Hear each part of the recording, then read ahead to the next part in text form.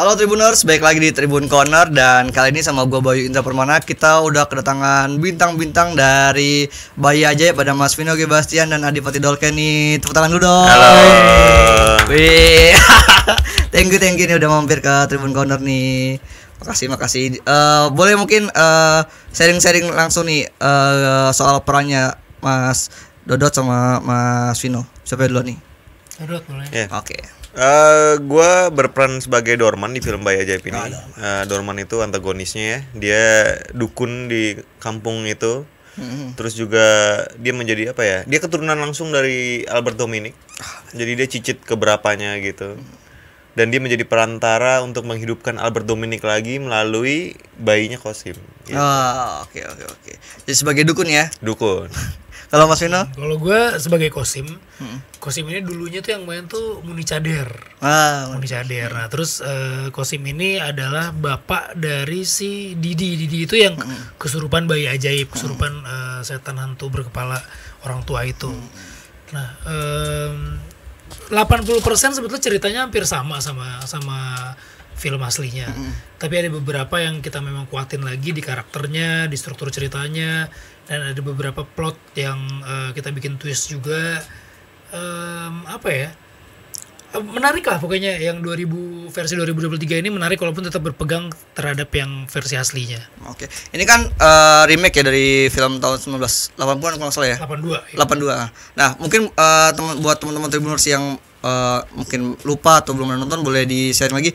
Ini Bayi Ajaib tuh emang tentang apa sih ya, Pak? Anak ajaib mungkin bisa magic gitu, bisa sulap atau seperti apa? Emang kalau dengernya sekarang kayak bayi bisa sulap gitu kan, bayi bisa tapi ini sebenarnya Bayi Ajaib ini dulunya tahun 82 ini salah satu film legend horror Indonesia yang paling ikonik gitu. Yang paling bikin traumatis kalau orang-orang nonton dulunya. Mungkin kalau nonton sekarang lagi ya beberapa orang lihat ini kok udah kayak jadi komedi lucu ya. Karena memang secara teknikal kan tahun 82 apa. Tapi pada tahun 82 itu ini jadi salah satu film yang karakter setannya itu paling beda daripada yang lain gitu. Nah, buat kita gitu ketika ini mau di remake ini satu kesempatan besar, apalagi gue sempat dengar bahwa Bayi Ajaib ini IP-nya sempat diperebutin di beberapa PH gitu. Dan begitu ditawarin, wah ini Bayi Ajaib yang mana nih? Yang dulu apa baru lagi? Ternyata yang dulu. Dan ya siapa sih yang nggak pengen gitu mau masuk di film ini gitu. Tapi kalian nonton film versi lamanya yang 82? Ya, nonton. Waktu gimana kesannya ketika nonton yang lama? Sehoror apa mungkin Jadi waktu itu gue nonton waktu gue SD ya sebenarnya. Jadi gue pulang sekolah gitu siang-siang di TV nontonnya kan. SD aja nontonnya begituan. Iya kan? Enggak kan emang nongol di TV waktu itu tayang di TV. Jadi emang pulang sekolah ada di TV, tayangan zaman dulu tuh film horor tayangnya siang semua kan. Oh iya. Iya kan rata-rata gitu tuh.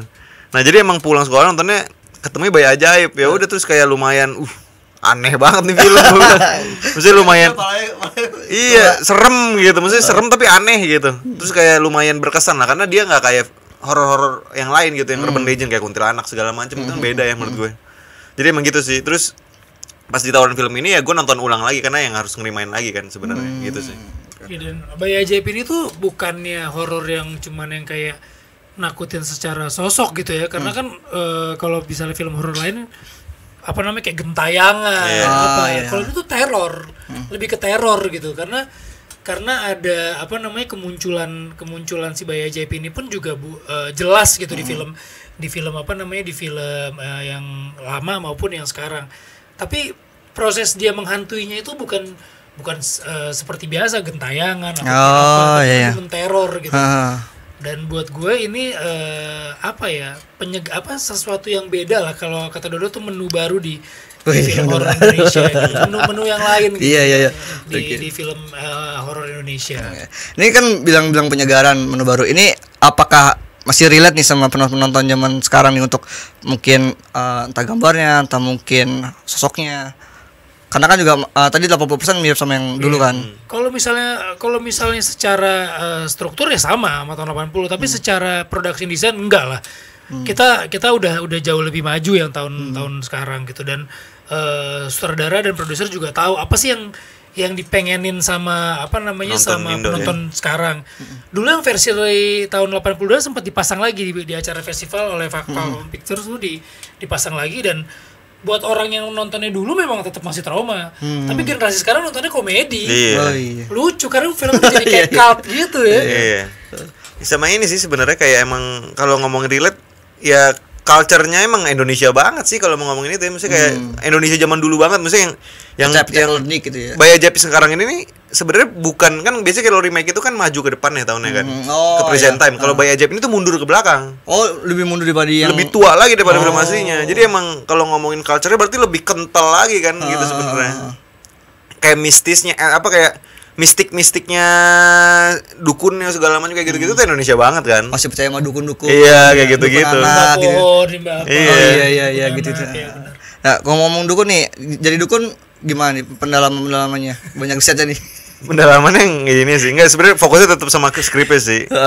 Gua pun juga enggak ngikutin banget sama yang film lamanya enggak ya sebenarnya. Jadi kayak mau ngebuat yang baru lah. Mesti kayak karakter yang baru tapi dengan konsep Bayi Ajaib nih gitu. Iya. Karena kan kita harus menyesuaikan perubahan-perubahan yang dibuat sama skripnya kan, gitu kan.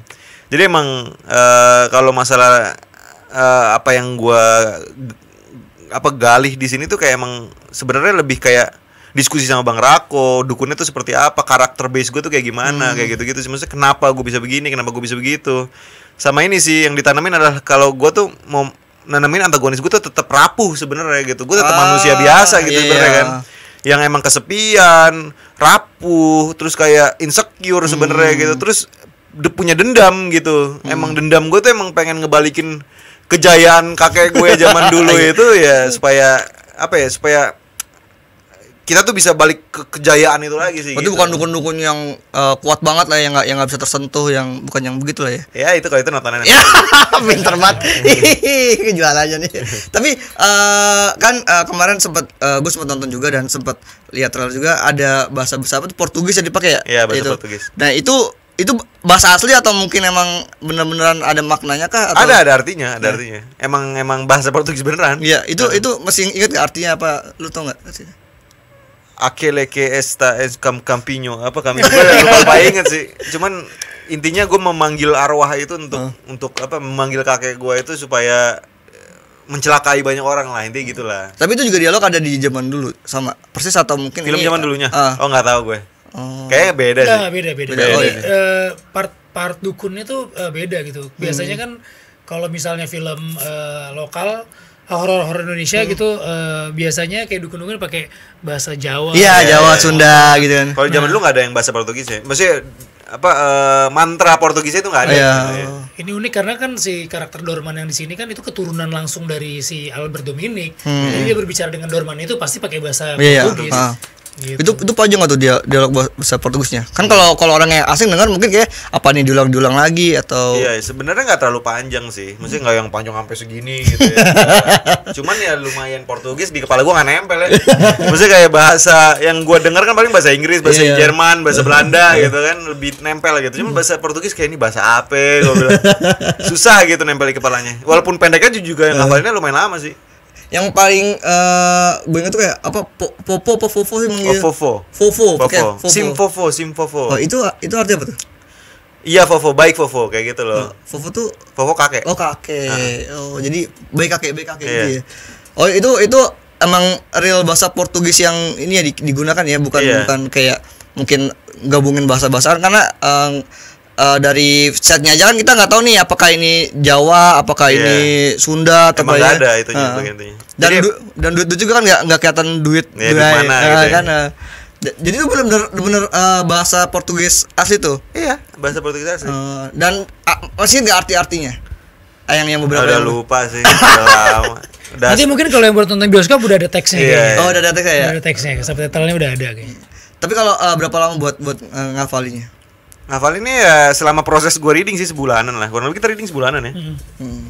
Sama-sama itu nggak langsung dapat sebulan terus ngafal tuh. Atau mungkin karena nggak terlalu panjang sih. Cuman buat gue yang sependek itu aja lumayan susah ngafalinnya. Karena kan nggak nempel ya. Maksudnya gue nggak akrab sama kata-katanya gitu sebenarnya kan. Gitu sih. Iya, fufu. Kalau Mas Vino sebagai Kosim nih, hal baru apa nih yang akhirnya dari karir Mas Vino terus tergambar dari sosok Kosim ini? Hal baru ya sebenarnya main film horor kan ini baru yang kedua gitu kan, dan karakternya juga menurut gua si Kosim ini enak untuk dimainin gitu. Apa namanya karakter tipikal karakter orang zaman dulu lah. Apa namanya tipikal cowok zaman dulu yang maco pakai kumis gitu kan, yang selalu kayak gitu. Tapi gimana caranya Kosim ini harus tetap terlihat kebapaan yang sayang banget sama anaknya gitu. Jadi di satu sisi dia juga punya sisi negatifnya, sisi antagonis, tapi sisi lain tuh dia juga memang seorang bapak yang sayang banget sama anaknya, nggak pengen anaknya ini menjadi momok di kampung itu sebagai anak setan gitu. Karena kan pemberitaan di kampung, wah si Didi membunuh ini, si Didi membunuh itu gitu. Padahal sementara ketika dia ke rumah ketemu Kosim, ya dia jadi anak kecil yang baik aja gitu. Itu sih yang pengen gue coba sampein lewat karakter Kosim. Sosok kebapaannya itu ya. Iya. Meskipun luar katanya seperti beda, seperti apa gitu kan. Iya, karena ya mungkin sangar, Kosim tebal. Iya, bener. Dan kumis tebal itu kan iya bener. Kalau dulu zaman dulu tuh pernah gue baca juga kumis itu menandakan satu kewibawaan gitu kan dulu gitu. Makanya ada desain yang kita mau sampein bahwa gue pakai kumis, Dorman nggak pakai kumis gitu. Itu sebagian dari desain. Semua itu di set ya. Tapi emang di film lamanya seperti itu kan penampilannya semua berkumis. Makanya ya Dorman pun berkumis. Dorman banget kalau Dorman di film lamanya mah. Karena zaman dulu ya tadi gue bilang sisi cowok maco atau elegan atau apa tuh dulu mungkin tergambar pakai kumis. Tapi kan kita sekarang pengen bikin sesuatu yang beda gitu kan. Nggak cuman dari zaman dulunya, tapi ada karakternya itu punya filosofinya tersendiri gitu, masing-masing karakter. Selain karena emang ini adalah film remake yang ikonik banget di zaman dulu, yang bikin Mas Vino akhirnya gue mau nih meranin Kosim tuh apa tuh? Sebenarnya gue main di film Bayi Ajaib aja gue udah pengen sih, karena memang Bayi Ajaib tuh salah satu horor yang paling melekat di gue sih, paling ikonik gitu. Dan bahkan di luar tuh nggak ada sosok yang kayak Bayi Ajaib tuh nggak ada. Di Omen aja tuh kepalanya masih kepala anak kecil gitu kan. Nah si Bayi Ajaib ini Albert Dominik ini kepalanya udah kepala orang tua. Dan ketika ini mau di remake, kayaknya semua orang kayak ditawarin Bayi Ajaib udah pasti oke, kecuali dia nggak tahu Bayi Ajaib itu apa gitu. Nah PR kita adalah di sini gimana caranya nih menyambung estafet dari yang dulu ke yang sekarang. Karena kan kalau yang sekarang orang denger Bayi Ajaib gak ada serem-seremnya kan. Bayi Ajaib, bayi bisa sirkus, jangan bayi bisa sulap, bayi bisa ngomong gitu. Ajaib banget. Bahkan Lionel Messi aja dibilang Bayi Ajaib gitu kan, karena jago main bola gitu. Nah maksud gue jangan sampai ketika kita bikin film ini menjadi joke gitu. Walaupun tetap ketika kita nonton kemarin sisi-sisi cultnya masih ada gitu. Kemunculan setannya yang sisi-sisi ajaibnya itu masih ada. Gue gak bisa ceritain gitu. Oke. Ketika tawarin Bayi Ajaib langsung karakter Kosim kah atau taruh deh apa misalnya kasih tau dulu aja proyeknya ini. Akhirnya bikin lo ngebayang kira-kira gue pengennya yang karakter ini deh. Oh enggak, biasanya gue waktu Bayi Ajaib ditawarin Bayi Ajaib sebagai Kosim. Cuman gue lupa Kosim itu siapa gitu. Iya. Kosim itu siapa? Ya udah akhirnya gue tunggu skripnya, pas gue baca oke kok, dan semua karakternya di sini tuh tergarap gitu loh. Jadi kalau dulu kan kayaknya setiap masing-masing karakter tuh belum begitu kuat gitu. Nah kalau di sini tuh dari Kosim, Dorman, Soleh, tukang sunat, semua itu jelas gitu. Kalau dulu kan tukang sunatnya cuma buat lucu-lucuan, Pak Haji Bokir kan, habis sunat nggak jadi udah. Kalau sekarang tuh sampai ke belakang tukang sunat, tukang foto tuh masih tetap kuat karakternya, jelas karakternya. Ya, terornya kerasa sih emang buat mereka yang di sekitaran Didi, kasihan bener tuh. Udah kalau buat Dodot, ketika tawarin emang langsung Dorman, lu tahu siapa sosok Dorman atau seperti apa? Gue tuh lumayan picky sih sama horor sebenarnya. Karena gitu. Emang gue kan ibaratnya ini jadi horor pertama gue yang serius gitu ya. Dan gue tuh nahan banget sampai gue dapet film horor yang beneran bagus banget gitu sebenarnya. Bersama yang laki-lakin. Ya. Milih aja. Oke. Gitu. Jadi emang gue nungguin momen itu ada gitu. Nah, pas nonton Bayi Ajaib tuh kayak wah ini dia nih. Maksudnya kayak ini IP-nya udah gede banget. Terus juga gue ditawarin jadi antagonis gitu kan. Emang ya ibaratnya semua yang gue tunggu kejadian di film Bayi Ajaib ini sih. Antagonis pertama lagi ya? Antagonis pertama. Jadi emang ya ini dia, emang momennya pas banget menurut gue. Berarti ketika lo ngedalamin karakter si Dorman ini, kenikmatan apa nih akhirnya lo dapet nih? antagonis pertama, terus horornya juga serius. Gua ngerasa lebih ini aja sih, maksudnya lebih bisa explore aja sih. Maksudnya kalau lu main protagonis kan lu banyak norma-norma yang dijaga gitu kan. Kayak lu menjaga jadi lu harus kelihatan baik di depan banyak orang gitu kan. Iya. Lu harus sopan, lu harus berbicaranya halus, nggak boleh teriak-teriak, nggak boleh nyumpain orang kayak gitu kan. Kalau antagonis kan lu bebas gitu, lu udah dianggap paling rendah di mata norma gitu kan. Jadi kalau lu mau ngapain aja ya udah, di paling bawah ya gitu kan. Nah, tapi menurut gue di antagonis ini justru malah menjadi challenging karena lu gimana caranya lu dikasih kebebasan segitu bebas, tapi harus bisa matokin jangan sampai over gitu kan. Itu yang penting kan sebenarnya. Itu sih. Jadi emang ya, tapi gue nikmatin banget. Maksudnya gue merasa kayak this is the time gitu loh. This is the time kalau gue akhirnya bisa main antagonis gitu sih. Tapi untuk Dorman yang sekarang dan Dorman yang dulu selain Kumis sama semua nggak ada mungkin gelagatnya, gestur badannya? Enggak, gue nggak ngikutin sama sekali. Ngikutin sama sekali. Ini kan bukan biopik kan. Jadi buat gue ya kebebasan gue justru malah di situ sebenarnya. Kreativitas gue bisa ditambahin justru di perbedaan itu sebenarnya kan. Jadi atribut. Jadi kita bukan niru mereka, tapi emang ini menjadi apa ya? Ibaratnya jadi menu baru lagi. Kalau lu mau nonton film zaman dulunya, ada versi zaman dulunya, ini ada versi zaman sekarangnya gitu. Berarti gimana cara lu buat menghadirkan sosok Dorman yang kata lu rapuh, kemudian dia tuh antagonis dukun tapi dia nggak sekuat itu lu gimana tuh buat ngadirin sosok itu? Iya, dari gesturnya iya, terus juga dari cara gua ngomong sama ada adegan gua sama Kosim kan, itu juga. Tapi akhirnya di saat maksudnya itu ada progres ya, ada pertumbuhan karakter gitu di film itu gitu. Karena ada waktu yang berjalan kan sebenarnya. Jadi emang ada awal mulanya itu seperti apa, di tengahnya waktu kita terjadi konflik seperti apa, sama closure-nya seperti apa waktu penyelesaian. Jadi emang kalau gue ceritain semua takutnya spoiler ya. Jadi nonton aja. Tapi buat lu sendiri jadi nagih nggak untuk akhirnya antagonis dan main horor lagi? Iya, gue bilang ke Bang Rako sama ke Panavin juga. Langsung Langsung ke Panavin juga bilang, "Pak, saya kalau orang horor lagi saya maunya antagonis ya Pak ya." Gitu. Pokoknya kalau horor gue maunya antagonis sudah gitu aja. Gitu sih. Tapi yang seru justru di sini dipertemukan dua karakter dari film yang Ribbon kan sama-sama kasino nih. Dipertemukan dalam film ini. Ada kepikiran nggak? Lah, kita main bareng nih turunan-turunan dari ini. Kita udah pernah main bareng sebelumnya. Di Perfect Strangers bareng. Oh iya benar. Oh, emang duluan mana sama Bayi Ajaib? Perfect dong. Perfect Stranger. Oh, duluan. Jauh 2020. Syutingnya juga duluan Perfect Stranger. Oh, kalau ini kapan syutingnya? Ini 2022. Oh, baru tahun lalu. Iya. Oh, di Jakarta, Jabodetabek. Maksudnya ngebangun set gitu kah atau mungkin emang ada perkampungannya akhirnya dipakai untuk syuting? Kebanyakan daerah Banten sih, daerah Parung. Ada beberapa yang set yang dipakai, ada juga rumah yang emang udah jadi ya. Udah jadi. Tinggal ditacap-tacap aja. Iya. Untuk rumah-rumah yang rumah Kosim atau rumahnya Dorman tuh udah jadi kah atau itu bagian dari set? Dorman tuh dibangun. Enggak, udah jadi juga. Udah jadi. Jadi emang ada satu kampung rumah rumah apa sih? Panggung ya? Rumah panggung gitu ternyata masih ada loh di pinggiran-pinggiran gitu. Iya, itu rumah panggung. Iya. Yang banyak ornamen juga. Iya, jadi cuman interiornya doang yang ditacap, ditambahin. Ini kan ada gua dukun mesti sesuai karakter aja gitu kan. Rumahnya Kosim juga udah jadi, rumahnya udah begitu bentuknya. Oh iya. Agak lumayan juga serem juga sih bentuk rumahnya ya. Iya. Serem sih itu, serem. Dodan juga udah pernah syuting di situ kayak sebelumnya. Iya. Serem ya? Iya. Udah. Ada. Serem. Tapi ada pengalaman ini enggak akhirnya? Pengalaman horor kalian di sana? Pengalaman horor sih kalau yang gue rasain langsung sih enggak, cuman waktu itu syuting banyak sama Sarah Fajira. Sarah Fajira tuh emang orangnya sensitif banget sama kayak gitu. Gue juga baru tahu tuh. Begitu ada adegan-adegan bayi atau apa gitu.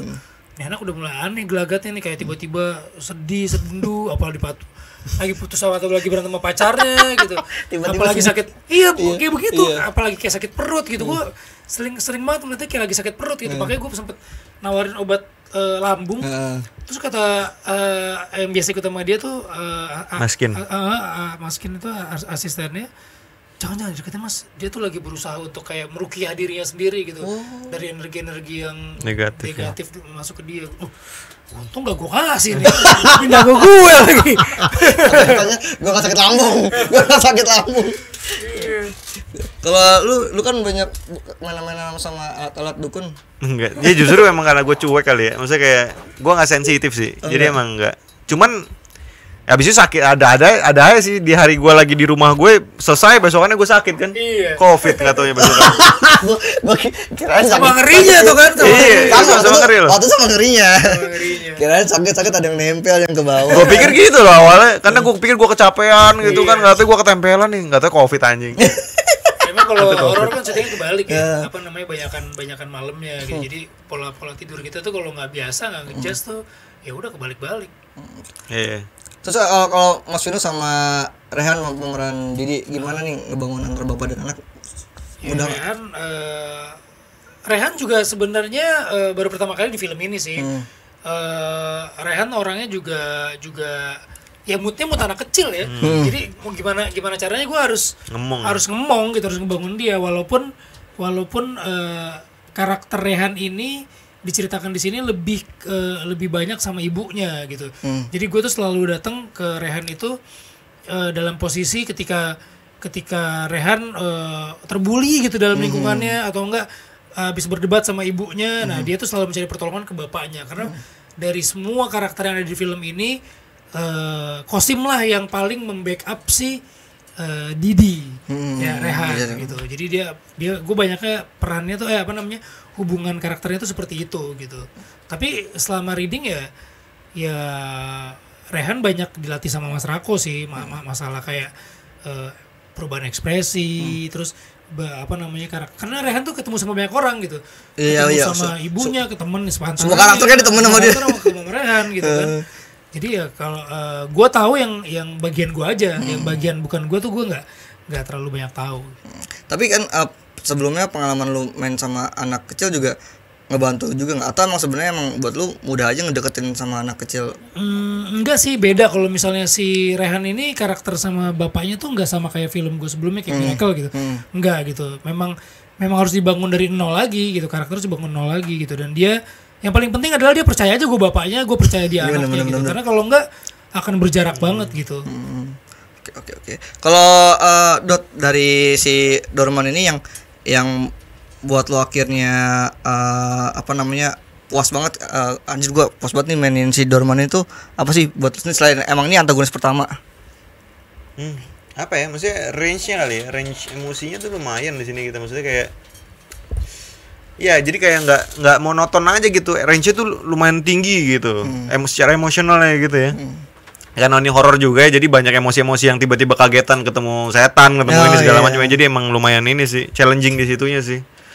Dan nggak tahu, gue seneng aja sih main antagonis, maksudnya itu yang bikin gue puas sih sebenarnya. Oh, itu main antagonis itu udah puas buat lo ya? Iya, maksudnya kan akhirnya gue main antagonis kan, itu kan buat gue satu hal yang baru gitu, dan api gue tuh kayak berapi-api lagi waktu ngerjainnya. Jadi emang hal yang baru dan udah lama lu nggak pernah dapet kan, kayak sesuatu lah ya, maksudnya gitu kan, bagus lah. Tapi sempat ada maksudnya ada selain yang soal bahasa Portugis, ada kesulitan gak yang lu dapetin ini karena mungkin emosinya jadi beda kalau protagonis sama antagonis?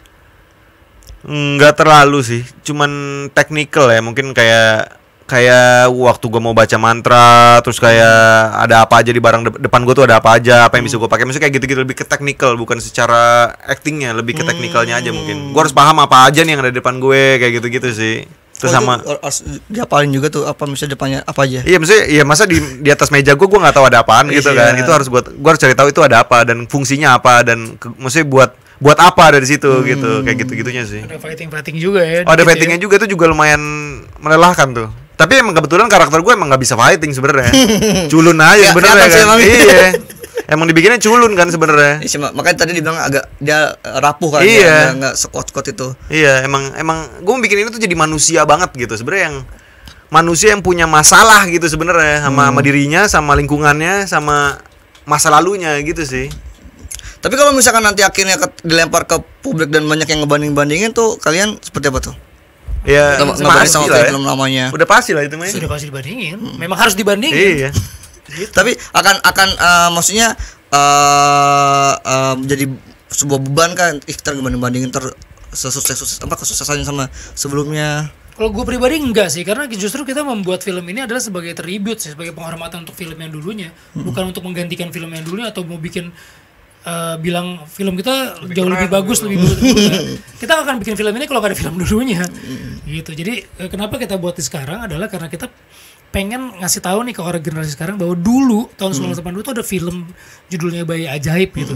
Mungkin setelah teman-teman nonton film yang versi 2023 ini pada banyak nonton lagi tuh tahun 1982 gitu. Jadinya saling berhubungan, saling melengkapi. Oke, kalau dari lu? Iya, emang ini film nostalgic sih sebenarnya. Maksudnya emang buat orang-orang gini, kalau buat orang-orang yang udah pernah nonton filmnya, mungkin ini jadi nostalgic gitu. Kita membawa memori ini tuh ke belakang lagi sebenarnya gitu kan. Iya. Dengan modernitas yang kita bawa sekarang nih gitu. Nah, tapi buat orang yang belum pernah nonton, kayak tadi Vino bilang, ini menjadi menu film horor Indonesia yang setannya jadi beragam sekarang. Enggak urban legend aja, tapi ada Bayi Ajaib nih yang setannya lumayan lumayan aneh dan seram gitu kan. Bocah kecil palanya iya gitu kan. Itu sih. Jadi sebenarnya bukan sebuah masalah ya kalau akhirnya ada perbandingan di masyarakat nantinya. Karena emang udah pasti dibandingin sih, dan buat kita emang malah bagus dibandingin. Itu tujuannya. Iya. Oh gitu ya. Ketika orang nonton film ini mungkin mereka akan nonton film yang lamanya lagi gitu. Dan bisa lihat sekarang pun kalau mau lihat ada di Klik Film. Film yang dulunya gitu. Memang kita buka. Jadi berkesinambungan kan? Iya. Gitu kan sebenarnya. Tapi kalau misalkan sebuah film remake gitu kan, apakah nantinya itu akan dibikin full sama persis dengan sebelumnya? Kan kalau ini 80%, tapi emang dalam sebuah penggarapan apakah akan dibikin full sama persis atau sebenarnya ada sedikit bumbu-bumbu yang ditambahkan akhir biar relevan sama sekarang atau seperti apa sih? Kalau menurut gue sih emang harus ada bumbu-bumbunya ya, karena kan kreativitas orang itu kan di saat kita membuat remake itu kan nggak mungkin plek-ketiplek sama kan, berarti jadi kreator yang malas aja kalau gitu sebenarnya kan. Jadi emang menurut gue kreativitas itu harus berkembang, walaupun base-nya mungkin sama 80% sama, tapi kan ada proses di dalam itu loh, maksudnya kayak karakternya di sekarang lebih kuat, itu kan juga kreativitas kan sebenarnya. Terus kayak alur ceritanya mungkin tiba-tiba yang dulu tuh cuma lurus sekarang ada naiknya dikit gitu kan. Itu kan kreativitas juga, dan menurut gua justru wajar seperti itu dan harus seperti itu gitu sebenarnya. Kalau buat Mas Vino gimana? Iya memang harus gitu sih. Kalau enggak ya kita jadi jatuhnya cuma pakai namanya doang Yeah. gitu. Harus ada sesuatu yang ngikut dari film sebelumnya, ada sesuatu yang baru. Karena gimana pun juga ini kan dua karya yang berbeda, dua sutradara yang beda, dua pemikiran yang beda gitu. Walaupun secara ide ya idenya sama, karena apalagi remake pasti idenya bukan ide murni, tapi kan ada ide muncul yang bisa kita lengkapin gitu di film ini. Contohnya pertama kali baca skripnya aja dari karakter aja udah beda. Beda dalam arti bukan karakternya yang baru, tapi karakternya sama, tapi diberi kekuatan lebih kuat lagi sama scriptwriternya di sini. Tapi ketika itu dimainin sama orang yang berbeda, misalnya sama Dodot sama gue, jadi beda lagi gitu. Iya. Jadi banyak rasa yang baru, banyak ini yang baru. Terus secara teknologi pun juga beda. Tahun dulu mungkin tahun 82 bikin kepala tuanya ya itulah udah paling terbaik. Tapi kan sekarang kita maju nih, ada teknologi CGI, ada visual effect, ada prostetik.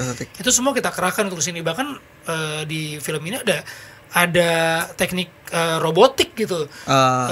Yang kita masukkan di versi yang baru ini. Jadi memang secara production design harus diakuin ya ini sangat jauh lebih lebih modern dibanding yang dulu. Tapi dari sisi ceritanya, pengadeganannya bisa dibilang ini melengkapi yang dulu gitu. Bahkan production design-nya itu kita tarik mundur, yang tahun dulu tahun 1982, ini tahun 1900-an awal gitu. Itu kenapa tuh ada yang ini bisa menjelaskan mungkin kenapa dipilih temanya mundur? Itu Bang Rako sih yang bisa jawab ya sebenarnya. Kalau dari skripnya sih nggak ada tulisannya tahun berapa, tapi kan sutradara kan pasti punya ide baru yang dia iniin gitu. Kalau dia mau bikin semua di modern pun nggak masalah. Tapi justru idenya idenya Mas Rako adalah gue tarik ke belakang nih ke tahun 1900 gitu, seolah-olah duluan ini dibanding yang dulunya gitu, seolah-olah gitu. Itu jadi selling point sih menurut gue. Maksudnya jadi hal yang unik kan di filmnya gitu. Jadi dan jadi masuk akal gitu, kenapa karakter Dorman ini ada, terus kenapa harus si kepala tua si Albert Dominic itu yang muncul. Kan bisa aja yang dia panggil sebagai dukun yang lain gitu kan. Iya dong. Itu yang maksudnya dari beberapa orang yang nonton yang udah pernah nonton dulunya hal-hal yang bolong di dulunya tuh dilengkapin di film yang sekarang. Tapi dalam proses workshopnya Mas Rako ngasih ini nggak sih kayak kalian juga ikut mungkin mengembangkan karakter-karakternya gitu atau kalian ikutin skrip aja? Oh iya ya, kan kita ada diskusinya ya. Dan diskusi itu pasti berkembang lah. Maksudnya nggak cuman kayak kita ngobrolin skrip habis itu stop di situ, enggak. Jadi emang kayak ini ada yang kurang nih Mas Rakon. Misalnya kayak ini kalau gini aja gimana, kalau ini aja gimana. Mesti ada diskusi yang melibatkan pemainnya dan sutradaranya gitu. Dan Bang Rako juga tipikal orang yang mendengarkan kan. Maksudnya emang dia tipikal kayak iya kalau emang menurut kita sah-sah aja ya masukin aja gitu sebenarnya. Sangat open. Iya. Apa kalau dari Dorman apa yang akhirnya menurut lu ini gue kayaknya bagus nih kalau gue masukin di Dorman. Apa ya, karena itu sih kita diskusi waktu itu Bang Rako bilang kalau ini tuh rapuh, Dorman tuh rapuh. Habis itu iya. berkembang tuh jadi oh ya kenapa bisa rapuh ya, oh karena emang dia tuh nggak ada siapa-siapa lagi di sampingnya, dia tuh pengen ngebalesin dendamnya ini. Misalnya kita build ceritanya lagi gitu, sebenarnya backgroundnya kayak gimana gitu sih. Kalau dari Kosim Mas Vino? Sama sih, saling menguatkan gitu. Banyak diskusi yang kayaknya kalau misalnya dialog ini karakter lo jadi kurang kuat gitu. Sementara ini scene lo misalnya gitu kan.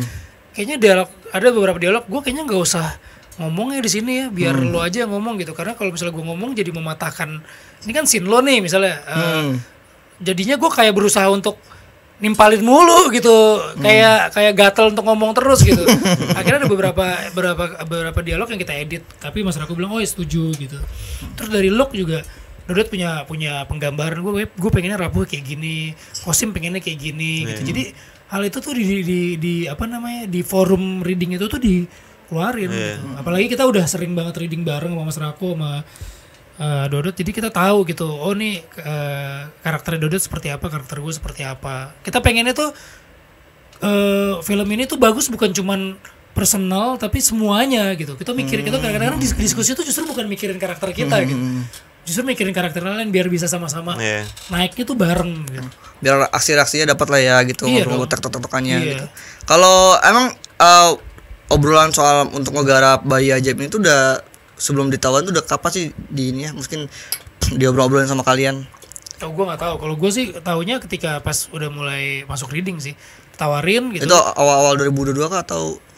Kayak iya deh. Emang mungkin akhir 2021 atau awal 2022 sih kayaknya. Karena kita syuting juga di bulan April kalau nggak salah ya. April. Berapa kita waktu itu masih ngerjain Perfect Stranger juga bareng-bareng. Iya. Promo, lagi promo. Oh, ya, lagi promo. Lagi promo. Enggak, promo udah selesai syuting ya? Oh, 2022. Ya pokoknya lupa. Kebanyakan film. Gue banyak project soalnya. Mas Raku tuh banyak project gitu. Jadi bingung timeline-nya. Tapi intinya gue sempat ditawarin Bayi Ajaib ini apa namanya di antara itulah, dan buat gue ini satu project yang luar biasa banget, dan ketika kita reading pertama kali baru dikasih tahu nih, oh proyek Bayi Ajaib itu seperti ini, ininya kayak gini, produksi desainnya seperti ini. Itu lebih jelasnya ketika pas pertama kali kita reading sih, pas ketemu. Ini syuting berapa hari habisnya? 22, 23. Sebulan lah sampai break-breaknya. Sebulan berarti full di lokasi itu ya? Daerah apa? Banten itu? Lokasi pindah-pindah. Jabodetabek lah. Jabodetabek. Itu termasuk hutan-hutannya itu yang itu di situ juga tuh di Banten tuh. Iya, ada beberapa di beberapa daerah juga. Sentul Bogor situ. Iya. Oh, di Sentul masih ada ya begitu itu ya? Ya, film magic lah maksudnya. Daerah yang mungkin kita pernah ketemuin bisa berubah gitu ketika ditacap. Oke. Terakhir nih buat Mas Vino sama Dodot, closing statement. Apa sih yang buat menurut kalian yang hal menarik banget dari Bayi Ajaib yang akhirnya buat orang-orang yang suka film horor ini harus nonton? Ya kalau orang-orang yang suka film horor pastinya tahu Bayi Ajaib gitu kan.